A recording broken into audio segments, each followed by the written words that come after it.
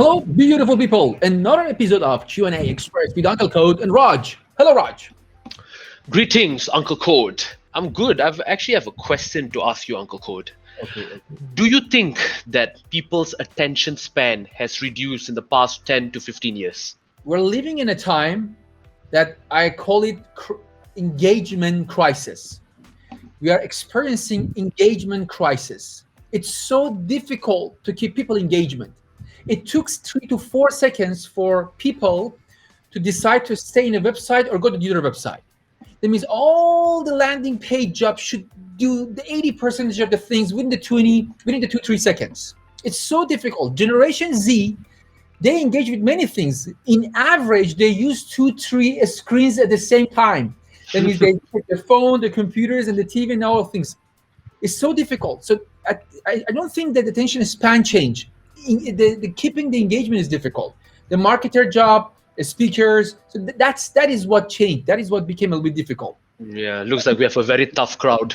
We have two eyes but multiple screens, right? Exactly. That's what I felt. I felt that's the things changed. Yeah, and that actually inspired our series, ladies and gentlemen, called Q&A Express.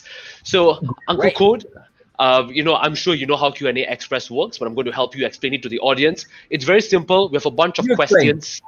We have a bunch of questions that we asked our audience to send in. And these questions are actually quite challenging. They really make you think. And we're going to put even more work on Uncle Code's plate. We are going to set a time limit for every question. And Uncle Code has ran off the screen. I don't know whether he's up for the challenge, but hopefully he comes back, right? So, Uncle Code, we got a bunch of questions. 60 seconds to answer each question. Are you ready? I am ready. Excellent I'm day. always ready. All right, we'll see about that, Uncle Code, after we're done with these questions. Let's take a look at that. So we're going to start with the first questions. Go ahead. Question number 1 is by Ian Ao Yong. All right, Ian, thank you for sending in your question. And the question is vernacular schools. Yes or no? Uncle Code, your time starts now. Okay. I know why this question is around. It's a little bit domestic topic. So I don't want to go through that direction. Okay. I know it's not my scope of now a talk, but I like to say something in general. I believe in general, science is like a unisex shirt. It doesn't have the gender. I can apply language to science. I think a little bit funny. You know what? If I want to pick up a language for books and training, I pick up a language that its syntax or symbolically is easy, is short, is concise, and I pick up English. Because now the science language, the logic language, the letters, the arithmetic, many of them engage and change within the last 100, 200 years. And it was Germany, Dutch was difficult, and then the French, and then it became the kind of English language.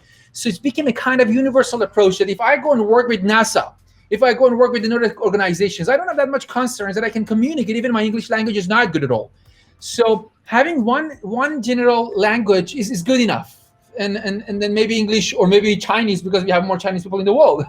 But my point is pick up the language that give us more flexibility in writing and reading the science and scientific articles and printing them also. Although that the limitation of the printing industry became one of the reasons that English letters became better in compared with other languages, that they had more kind of nuances.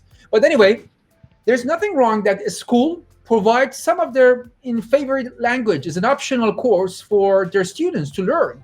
But trying to have Malay math, Indian math, Chinese math, it looks like having Chinese Captain America, Chinese Malay Captain America. Or you go to the McDonald's, imagine you order chicken mac, I want chicken. And then you see it tastes with ginger, it tastes with tandoori. No, I came here to get this. So to me, science doesn't have any. This is my general answer, okay? So I don't believe that you bring one possible specific language. No, it's general. Just pick up English and let everybody communicate through the internet, YouTube, and everywhere. Right. So you are saying that as long as you get the knowledge, that's the most important. Yes, pick up the standard language. Okay, then a school they can give the extra languages by themselves, but not raise some people that they haven't heard any English term in mathematics or science or physics. That's difficult to work with them. But Generation Z, thanks to YouTube, they fix it. They learn all the translations and languages. by themselves. Excellent, excellent answer, Uncle Code. The next question is by @Legia7. Examinations test only a student's memorizing capabilities rather than their critical thinking. What do you think of this statement? Okay, great. Okay, so look at here that I think right. The current kind of the exams is so good and professional if you want a valid memorization of one student. But who said memorization is the only ability we should assess, we should evaluate from students? There are a lot of other things. This is all about quality of the exam and duration of the exam. Let me talk about it. The first one, let's focus on the first one, exam quality. Exam has quality, like a product that you buy, exam can have quality. Creating a creative exam is really time consuming. It requires a good teacher sit down and think of how can I create an exam that target creativity, that target the critical thinking, that target the rational thinking. It's really difficult, time consuming. So entire education system, which sometimes I call it a pupil mass production, or even classroom assembly line, because of the industrial revolution, the purpose is creating more students as soon as possible. So fast food delivery. So when we are in such a kind of situation, we don't have that much time to create such a kind of creative exam. So what we're going to do, low quality exam, or exam that examine just your memory, because it's so easy. I give you a book, I give same book to everybody, same topics, so I can ask from everybody when that happened, who was the person did this and that, and I make it multi-choice and so fast, easy, boom, and you're going to assess many people. But again, if it is good, if your purpose is only assessing the memory of the students, but you never face with a question in a biology exam that asks you such a questions. Dear students, imagine that a pandemic happened around the world and is growing super fast with the rate of 100 people in a second. Bring your biologic knowledge and then give us some suggestion what we have to do for such a kind of world. We never face such a kind of exams because these exams require the student to talk, require teachers to spend time to evaluate, require debate. I can do this and that. So again, when we are living in a world that want fast production and tendency to come up with the exam that evaluating the memorization getting more, so entire the school system is start to focus on memorizing. And those can memorize, they're gonna get graduated faster, they're gonna find job faster. So that's the problem. I'm just gonna tell that why this happening. So and then when you're living in this world that everything is the same, everything is a standard, everything is the same book, makes sense for come up with the exam for memorizations. Why on earth I should think of critical thinking? Just by memorizing I can get everything and I can get the job and finish. So and number two is the extended exam, duration of the exam. Duration of the exam is this: most of the current exam happening in one day, in few hours. That means in few hours you have to just show everything. So memorization is your bonus, is your power, superpower.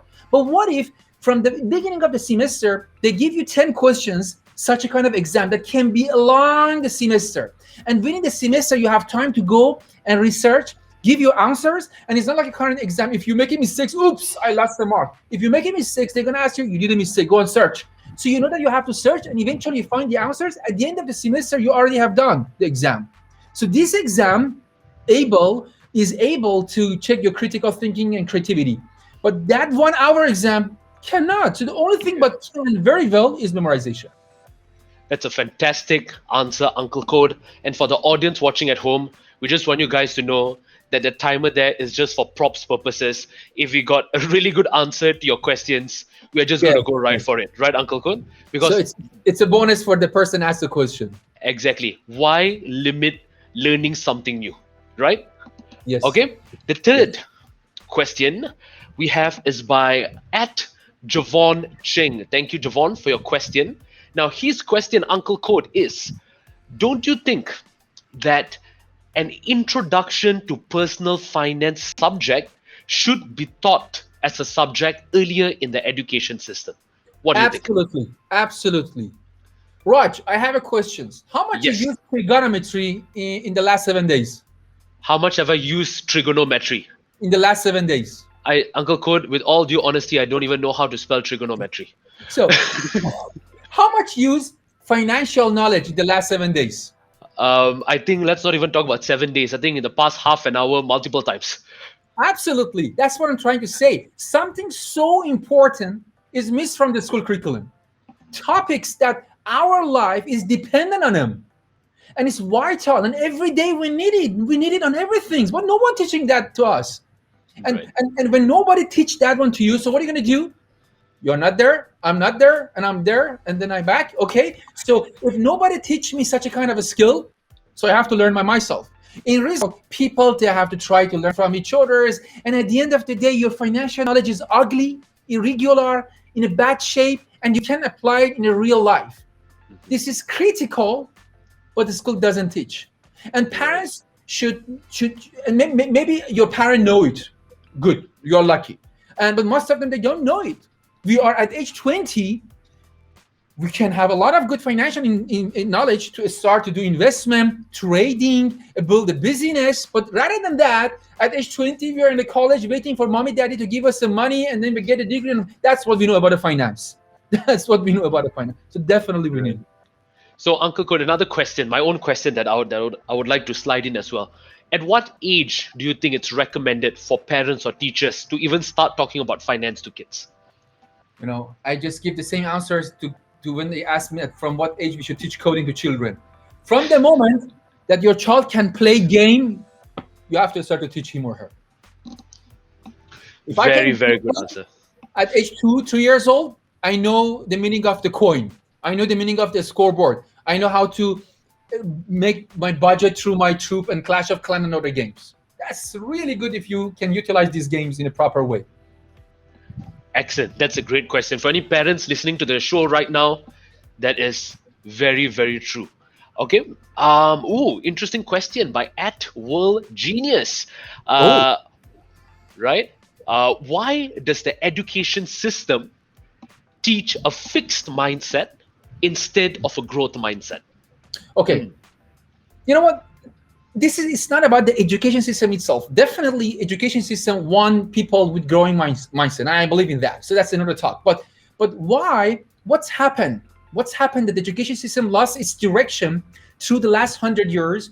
I call it industrial revolution and capitalism, that turned into an environment that training people with a fixed mindset. And just a kind of little things. Think that why we do have public school, private school, international school. Is school supposed to have quality? I don't understand it. Is it like the way your YouTube Raj has better quality than mine if you are rich? It's not like that. Technology is same for everybody. Looks like when I look at today's school, I feel I'm going to the shopping mall. If I have money, I buy a better bag. If I don't have money, I'm gonna buy a poor bag. Why a school education system should be like that? Why I'm talking about this, good quality education system, there are good schools in the world that they understood this concept and they know how to do that. But many a school quality is low and they don't have such a kind of mindset, and that's why they became affected by the industrial revolution and capitalism that wants similar people, so they come up with the same standard book, same curriculum, same exam, same haircut, same dress code, even same punishment. Even punishment is the same. So when I am living in such a so much fixed and similar environment, why should I think of the growth mindset when the environment is fixed? When within this fixed environment, I can see that my friend got A plus, got job, and got paid. Why should I think of growth mindset? When my parent won this, when everybody happy, when people praise me because of my intelligence. So school start to give the same product that parent pay money for that. That's the problem. But this is not the same thing happening in all the countries. Hopefully, this is changing in the world, especially after technology and e-tech. This will be changed. This will be a stream in the world that people understand growth mindset is important. Right. So, Uncle, could you mentioned that some schools are still stuck in this fixed mindset, right? What can we do to help them elevate to a growth mindset? Okay, what I'm going to say maybe looks a little bit radical. Uh, uh, shall we really help all the schools or anybody? You try to understand what I mean. The world is changing. Online learning system. If I face with education online, by default, this decentralized environment teaches me how to think growth mindset. So if I can't change my school system to utilize technologies for my students, that's my issue. If I'm a principal, I don't know how to do that. So you know what they say, that if I'm not wrong, Nelson Mandela, he's a great leader. He says that if you want to make everybody happy, if you want to save everybody, it's not going to work. You're not going to be able to survive. So there, in any change, there are a part of society. Unfortunately, they're going to be extincted, or they may change. And this is about their decision to the change. So to my back to the answer, what we're going to do, providing free resources, online resources, talks, webinars, talking with training, educations, with teachers, trainers, and that's what I'm trying to do personally. I try to launch a lot of webinars and inviting teachers, principals, schools to tell them that, you know what, the world is changing. You bring this kind of tools, train yourselves, try to adapt in the new ways. So that's the best way, because if they don't do that, students, they are changing. Generation Z, they are changing. Very, very good answer, Uncle Code. Our next question, we got a few more to go, is by Javian_12. Now, the question is, should there be a lenient marking style for national exams in Malaysia? Very interesting. I like this question. Let's just make sure that we know lenient marking.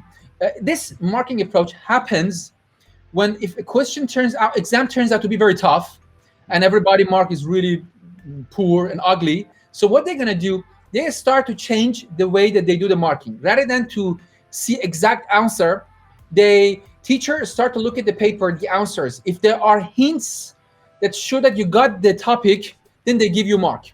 Typically, if your answer shows that 70% to 80% of the things that they were expecting, they give you full mark. So they reassess in this way. You know what? This is nice. The concept is nice. That you understand that there are other ways. There are other ways that you can mark people. But why you only happen this when the exam turns out to hard and all the marks really ugly? Why only that one? So this shows that even this rigid system has flexibility, but they don't use it properly as a standard. And this is only one techniques. So I support this, and I support many more dynamic and flexible marking approach to especially I'm a fan of those exams that takes 30 days, not only 1 hour. So right. And many more deeper sticks to collect more data. Don't you think that we are rewarding subpar performance by having a lenient marking style? Rewarding what? Pardon me. Tell me again.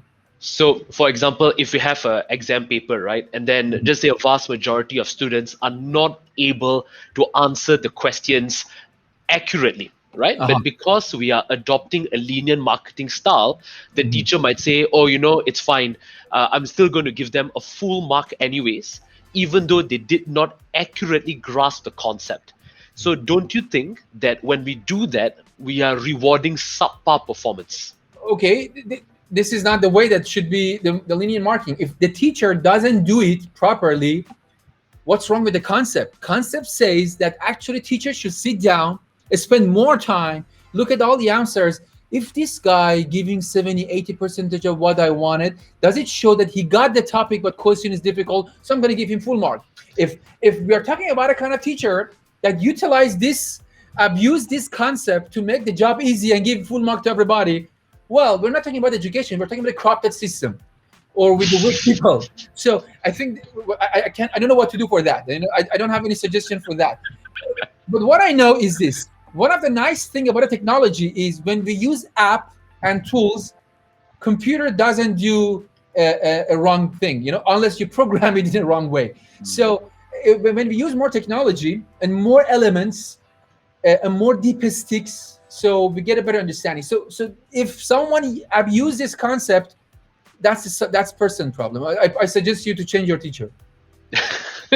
I know a lot of students would maybe disagree with that, because growing up, at least for me personally, I had a lot of teachers who were very lenient with the marking style when it comes to the education system. But thankfully, a lot of us turned out well, right? You know what?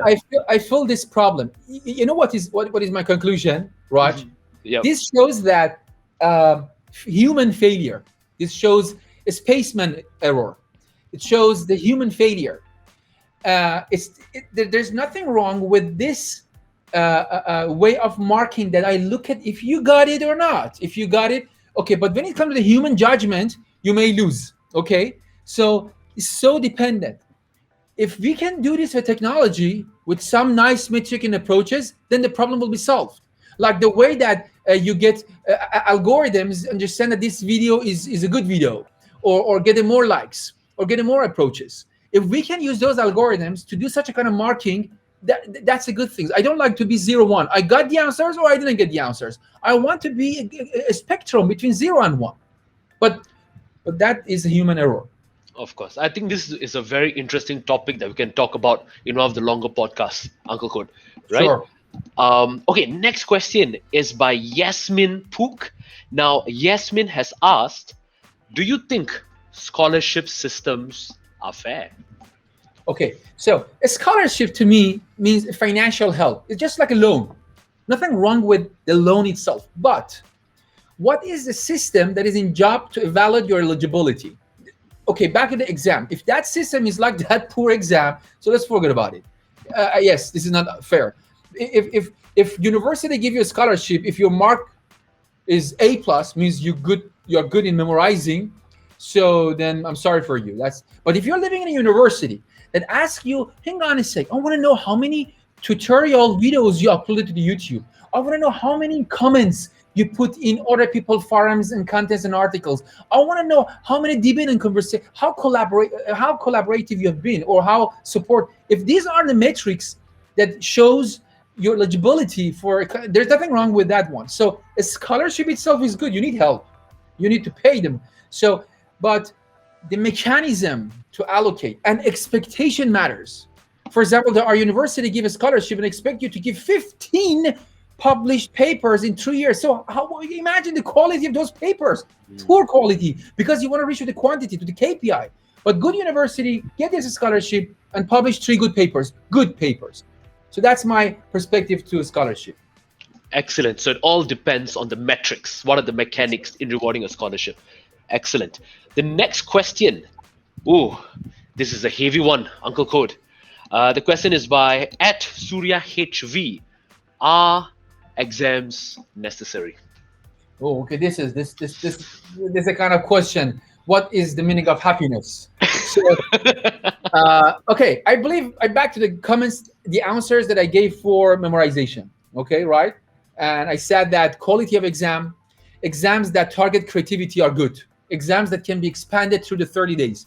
Exams that they are not very 1 and 0 binary. They have this capability and power to check many things about you. You know what? Imagine there is an exam. Just only say you are a guy or a gal. Binary exam that can say your t-shirt colors, your attitude, your hairstyles, your talking styles. So such a powerful exam. I like it, and no stress and within the time. Right. That's a great answer, Uncle Code. I think if you ask any student who has been through a traditional education system, you ask them whether exams are necessary, they will instantaneously tell you, no, please cancel all exams, because we've been traumatized to a certain extent. But it shouldn't be that way. Right? Great. Excellent. Wow. I love this. We have really, really good insights from you, Uncle Code. We got 3 more questions to go.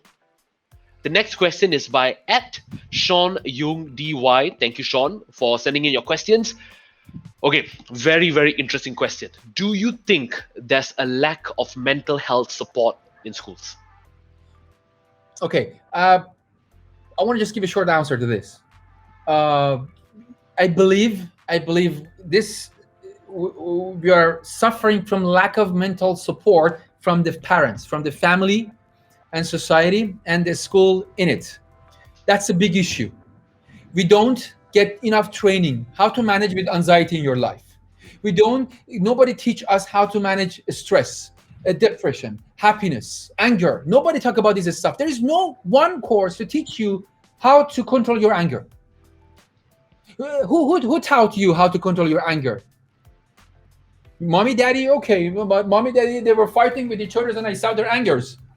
Nobody did do such a kind. So we don't have such a kind of toward in direction. Again, some good countries, Finland, Estonia, they are doing nice stuff. That means they focus on life skills, life skills, a bit life skill, please. A school, please, a little bit life. Teach me life a little bit, how to live in this world, how to be strong, how to be framed, how to love. Nobody teach me how to love. So in result, I have to gain this experience by myself. From where?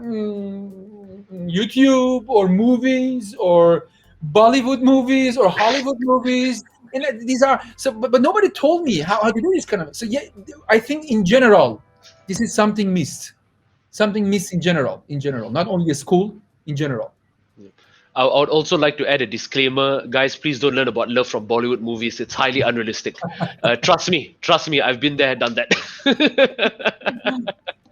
Great answer, Uncle Code. Two more questions to go. The next one is by Richie Ratita.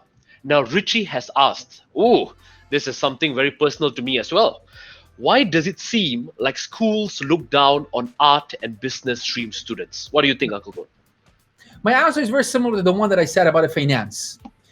And then I want to add one more thing, that within the last 100 years, industrial revolution, and especially the capitalism, there a big tendency to have engineers created around the world. Before that, being a doctor, a physician, high social status, and then engineering came to that level, even crossed.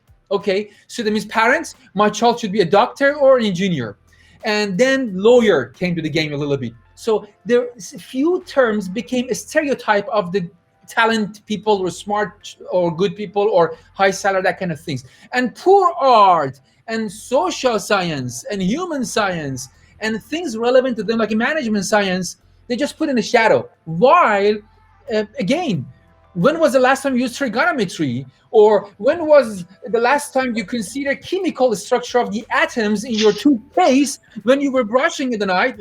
If you do brushing, hopefully. So, but these are the important things. It's exactly so.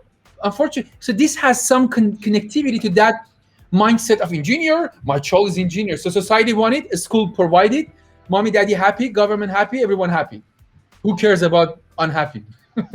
Of course. I think, deconstructing the chemical composition of toothpaste is not something people do often. But, most of us, whenever we breathe oxygen, we like to deconstruct the particles before we breathe it in. So maybe there's some sort of benefit to that, one way or another. But thanks, Richie, for your question. Uncle Code, we are down Yes. to the final question. Oh, good. Okay, what is that? It's Kevin Gunn asked. Oh, and this is a great question, because we always talk about virtual learning versus being in a physical classroom. How can teachers identify students that need help through online or virtual learning when they are not in the same space? Okay, interesting. Okay, so to answer this question, in general, checking students' status in education system uh, is manageable by some tools that we call them deep sticks. Like we want to know if your car oil, you have to do that one. You have to diagnostics. So diagnostics is really important. And there are many approaches. There are, as for example, one source that I know around 50 plus approaches in general education system that you can apply to know what's going on with the students. If my child got it, if my students understood, if they have questions or not, especially when it comes to the introvert kids, which is very difficult to understand that if they got the point or not. Even sometimes you have to look at the student face. I'm talking about the non-technological. Okay, I'm talking about it before technology.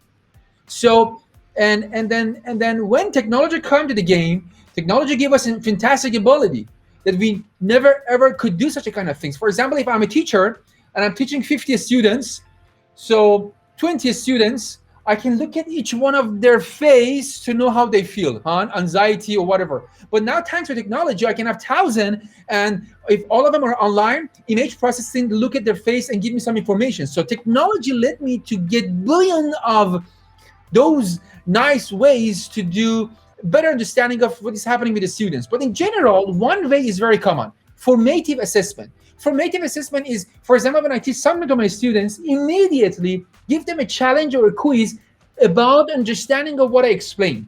So not let it go for end of the exam, end of the semester. So if they give me answers or they can, then I can analyze and I give them a little bit more help or that kind of thing. So one of the best way is this. And when it comes to technology, It doesn't matter you're introvert, extrovert, whatever. So I'm sitting down in my Zoom or any kind of platform. There are many good tools now. I can create a quiz. I talk, finish my talk, and send to my students. Ask them to answer in 5 minutes, and I take a look and I see who answer, who not answers, and then the student couldn't answer. I give him more or her contents or training or that kind of things. And when it comes to more automated environment, if you can't answer, system knows it. Use machine learning, compare you with your previous failures, and give you extra videos, extra notes. So utilizing technology and automation, machine learning, artificial intelligence to give hints to trainers, alarming trainers, to let trainers to come and engage with only that kid, intervene with only the kid that need and what need.